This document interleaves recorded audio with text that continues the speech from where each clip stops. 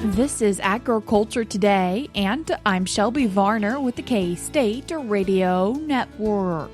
K-State crop entomologist Jeff Whitworth kicks off the show as he provides alfalfa growers with an update on what pests he is seeing in alfalfa fields and management options that are available. Mike Stamm, K-State canola breeder, continues today's show discussing the current condition of the winter canola crop and if it was impacted by the cold weather and additional temperature swings. Ending the show is K-State Extension horticulture expert Matt McKernan as he explains why now is a good time to cut back and divide ornamental grasses. That and more is coming up ahead.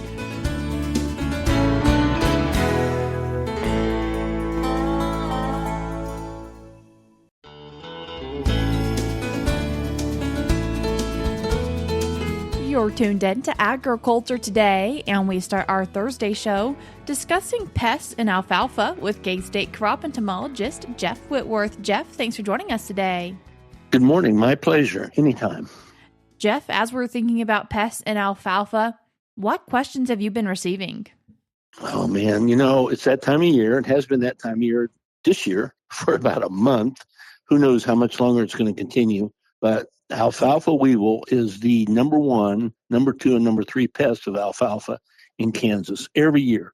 This year, as everybody knows, the weather in February, actually all winter, but in February and March has really been up and down, up higher than usual. And one of the things that when we developed the predictive equation to be able to predict when alfalfa weevil eggs hatch and all that kind of stuff, we didn't take into consideration the high temperatures. So insects do well developing in a window of temperatures between a low and a high. Most of them, it's like between 50 and 90 degrees. With the alfalfa, we didn't take that into consideration. So anyway, we've been getting a lot of alfalfa weevil development early on, not as much as I thought so, but then I got to thinking about it, and I went back and looked at some of the temperatures. A lot of the temperatures have exceeded 75 to 80 degrees.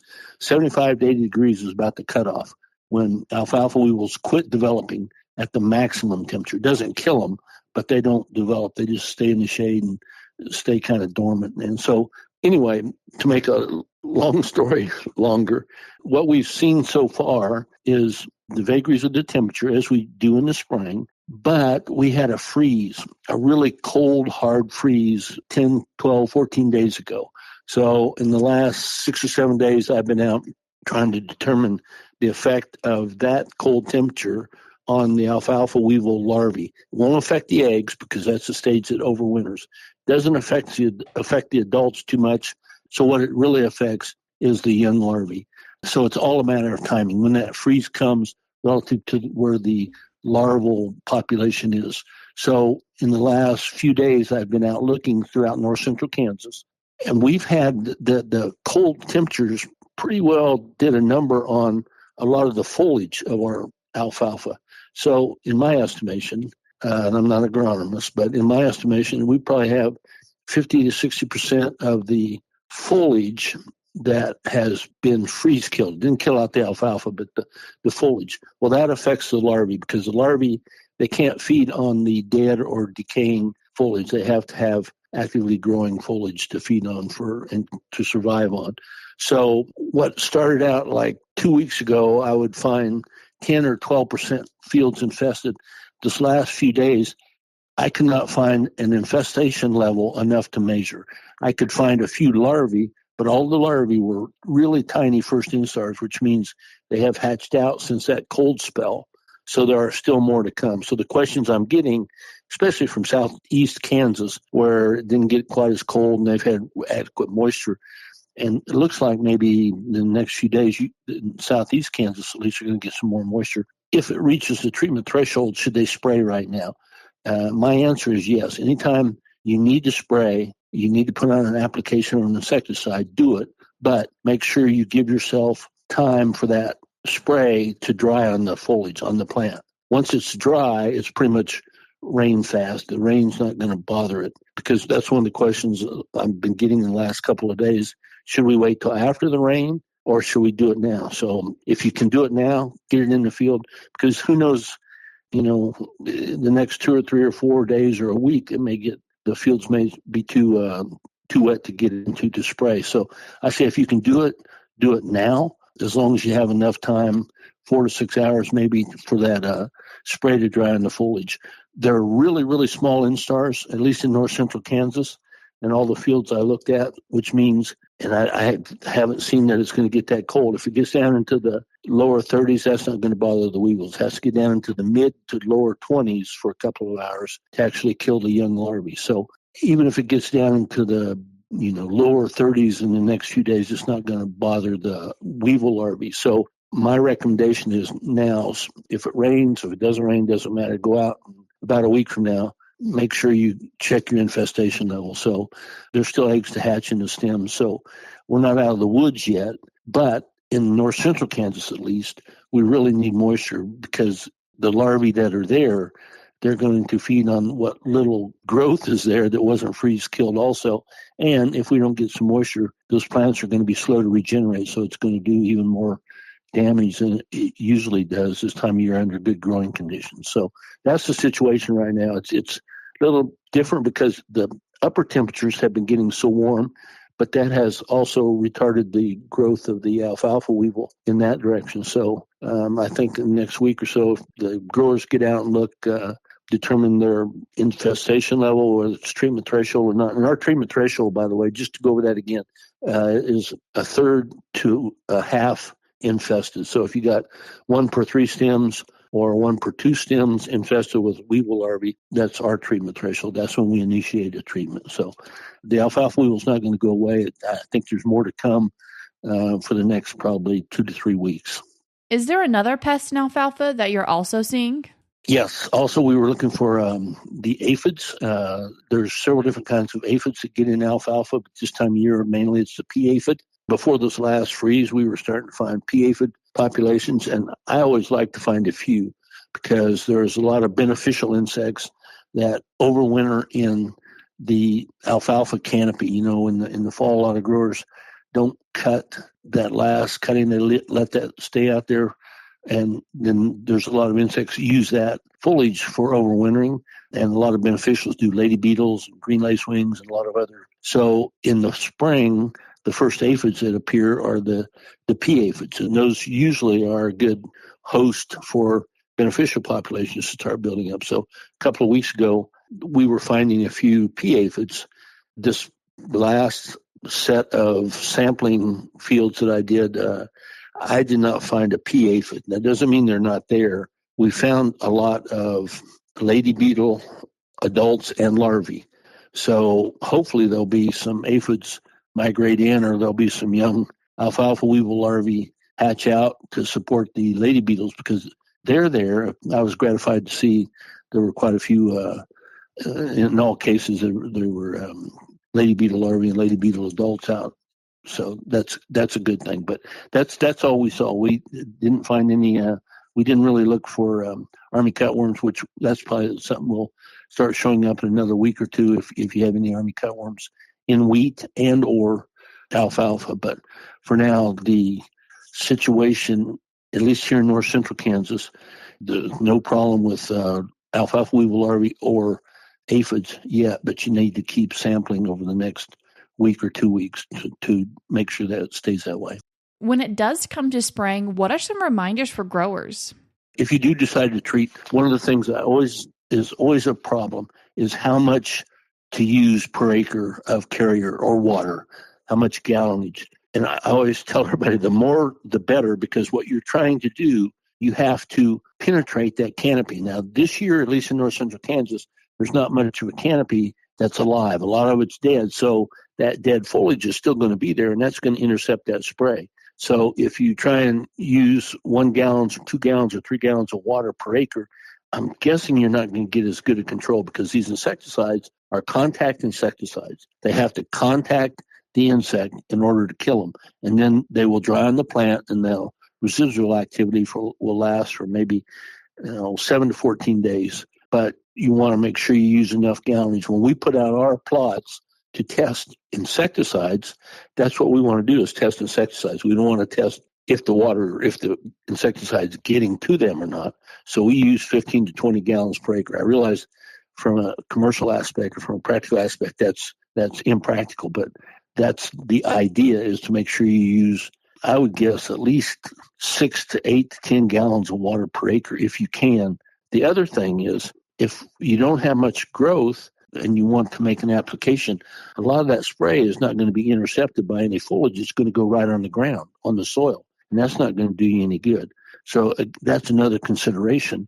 You need to adjust your gallonage. If you just have a lot of alfalfa weevils and very little foliage, you don't need to use as much gallonage. You just need to cut the gallonage, but make sure you get the insecticide right on where those weevils are feeding in that sparse foliage, because that's the thing. You got to get the insecticide to where the weevils are actually feeding on those plants to protect those plants. Right now, at least in north central Kansas, we haven't seen much feeding yet, or at least in the fields I looked at, we didn't see much feeding yet. So it's really important to time it just right when you get to a third to 50% of your plants infested. And we do that by the stem shake bucket method, as they say. It's really easy to do, but it takes a lot of bending over. You pull the stems out at the ground, shake them vigorously in a bucket, do 10, 20, 30, 100, 1,000, whatever, and count the number of worms. If you know how many stems you did and how many worms you got, that tells you the percentage of your infestation. So in order to determine if there's weevils or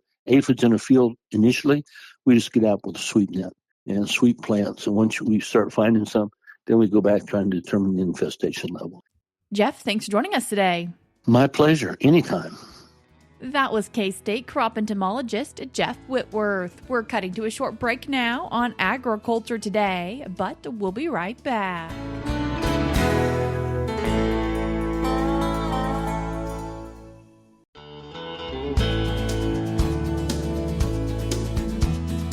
You're tuned in to Agriculture Today, and we continue our show discussing winter canola conditions with K-State canola breeder Mike Stamm. Mike, thanks for joining us today. And thanks for having me. Mike, as we're currently thinking about the condition of winter canola, I feel like it's important to mention, how cold is too cold for winter canola when we recently, a few weeks ago, had a cold snap? Well, certainly in some areas of the state, we were in that too cold range.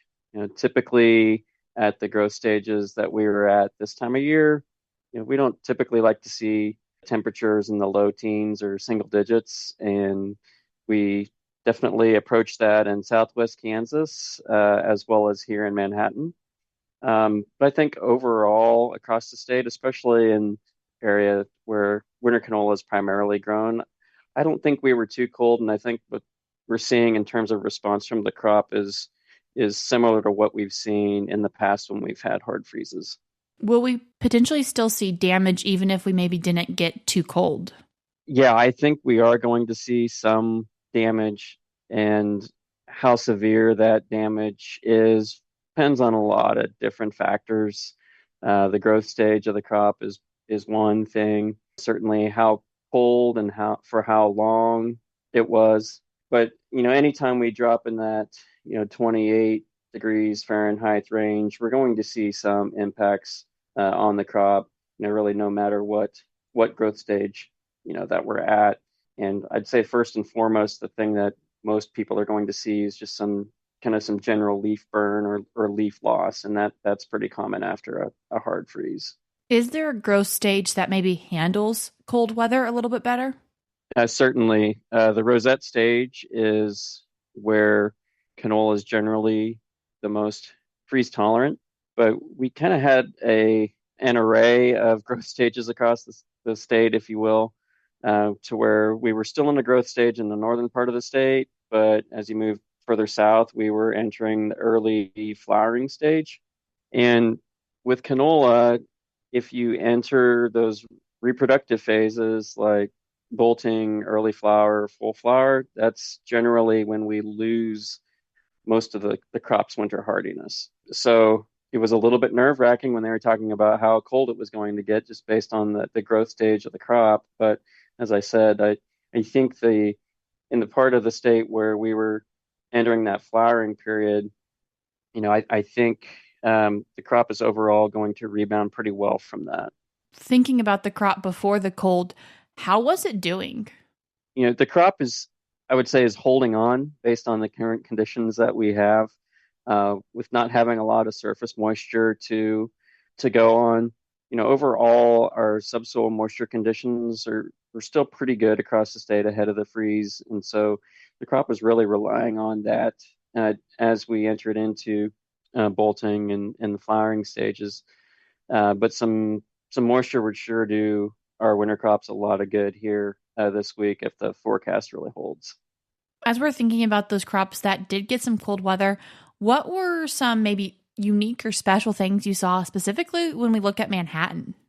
Well, when we look at Manhattan, we were really at that early bolt to maybe just the first flower starting to show on the crop. And from what I observed, we got down to 10 degrees Fahrenheit for a low. We're below freezing for 24 hours. We went above freezing for a couple of hours, but then the following night we were down to 18. I'm seeing widespread freeze damage across the crop. So, kind of initially we're seeing leaf burn at all the different stages of the crop here in Manhattan. But then when you look at the plants that had started to bolt, we're seeing a loss of that main raceme or main stem. And that can have a big impact on the overall productivity of the crop.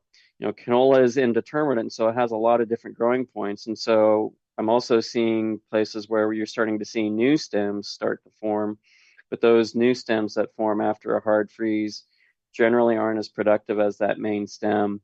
So loss of your apical buds or your top buds on that main stem can have some pretty significant impacts on yield. Now we're seeing, to a lesser degree, some freeze damage on the lower buds on the plant. But again, that main stem is your primary productivity. So if you lose that, then you tend to lose quite a bit of the yield potential of the crop. And how the crop continues to recover depends on what kind of weather conditions we have here moving forward. If we catch some of this rain that's forecast, also if temperatures would moderate some and we wouldn't go back into the 90s, like we have been for a while, that would be a real benefit to some of this secondary growth that we're seeing. But if farmers are concerned about their crop, they should really get out and look at the plants and see if any new growth is forming, particularly if they were in that early bolting to rosette stage. See if there's any new leaf area that's forming, any new stems that are forming along that main stem if it's frozen out. That'll give you a good indicator, if that crop is still alive. But if the field continues to just stay brown or you're not seeing that new growth, generally those are some pretty significant freeze impacts that you're seeing on the crop. How long would it take a grower to see that new growth? Now, I was seeing it about a week to 10 days after that first initial hard freeze. You have to definitely give it some time for the crop to recuperate before you start to see that new growth. And as we are further out from that freeze, have you seen where parts of the field or sections have recovered, but other sections haven't? You can actually see in fields, especially in low areas where that really cold air settled, generally you see harsher freeze damage in those areas than you would maybe up on the uphills. I've seen a little bit of that here around Manhattan where you just see the pattern of that cold air sinking to those lower areas, and the freeze damage is worse there. We've talked a little bit about just Manhattan, but what about outside of Manhattan across the rest of the state? Across the rest of the state, we're seeing that typical late freeze damage that we see at the reproductive stage of the crop. So if the crop was in early flowering, you'll see some wilted plants. You'll see the main raceme kind of lay over, and then as conditions recover, that plant will straighten back up, and you'll see kind of a bend in the main raceme. And then as the crop continues to flower and put on pods, in that area on the main raceme where we had those freezing temperatures, you may see some blank pods or a gap of pods on the main raceme and side branches as well. And that's an indicator of those freezing conditions. But again, since canola is indeterminate, it'll continue to grow, put on new flowers, new buds, new pods. And so you'll see that blank, but then you'll see normal pod development above that. So we're definitely seeing that further south in the state. You might also see some stem cracking or some stem splitting. So the stem cracking is not necessarily a severe damage to the crop. You'll crack that outer epidermis of the plant tissue. It could be an infection site for fungus or other bacteria to enter and cause some rotting out of the inside of those plants. It could also potentially weaken that main raceme and could eventually end up with a lodged plant. What we don't necessarily want to see is that stem split completely open, because that really weakens the plant, weakens the stem, and you could potentially see some severe lodging as a result of that. I've also seen some of the plots here around Manhattan that were further advanced. I've certainly seen a kind of a shortening and a delay now of the crop, and so that might also be a potential injury from the hard freeze. If growers are seeing stem cracking, is that something they should keep in mind when it comes around to harvest time? Yeah, that's something that they should certainly be aware of, because as those plants lodge, that drops the canopy area lower into the overall plant canopy. And so they might have to make some adjustments with their header or with their swather to get those plants that are lodged over with the pods lower in the canopy. So just certainly keep that in mind as we move towards harvest. Mike, I appreciate you taking the time to join us today. Yeah, Shelby, thank you for your time. That was Kansas State University canola breeder Mike Stamm as he discussed the current conditions of winter canola in Kansas. If you'd like to read more about winter canola in Kansas, you can read a recent Agronomy eUpdate article from Mike titled Late Freeze Effects on Winter Canola.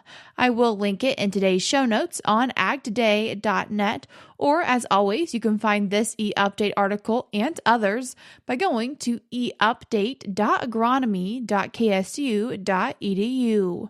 Once again, that is eUpdate.agronomy.k-su.edu.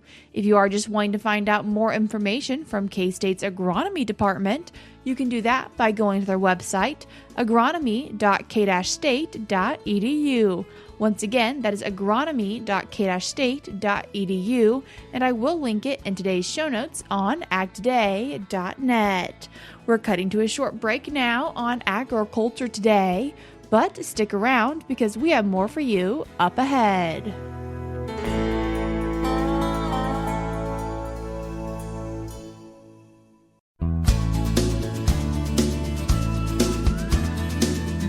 Welcome back, and thanks for joining us on Agriculture Today. Along with Shelby Varner, I'm Jeff Wickman. If you have ornamental grasses, such as pampas grass or switchgrass in your home landscape, now is a good time to cut those grasses back and possibly divide them.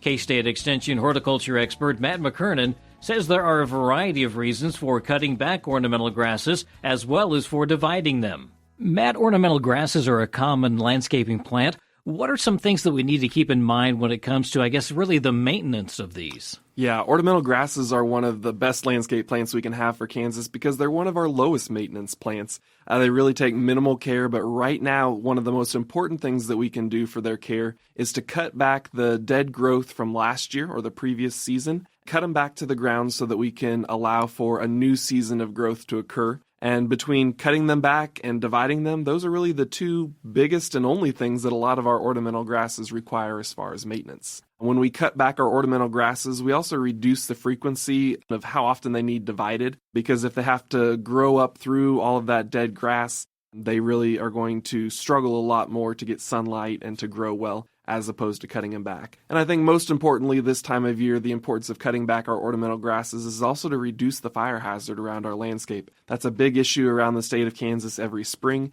and so we want to make sure that we remove some of that fuel from our landscape so that if fire danger does occur in our area, our landscapes are a little bit more protected. Yeah, we really want to keep that in mind when we're planting these ornamental grasses. We do. It's a good idea to maybe keep them away from the house. And if you live in a high fire danger area, you may actually want to consider pruning back your grasses maybe in the fall or earlier in the winter to, again, just reduce some of that fire risk. So does it matter what type of ornamental grass you have in terms of how low you cut it? It does. So typically you have both warm season and cool season ornamental grasses. The majority of the ornamental grasses people have, things like pampas grass, some of the switch grasses, all of those are really going to be best pruned in the spring. And really our cool season grasses will too before their new flush of growth. So it's going to be a really great time of year now to prune back those ornamental grasses of any type, because that's going to allow for new growth, whether that's spring and fall growth or summer growth.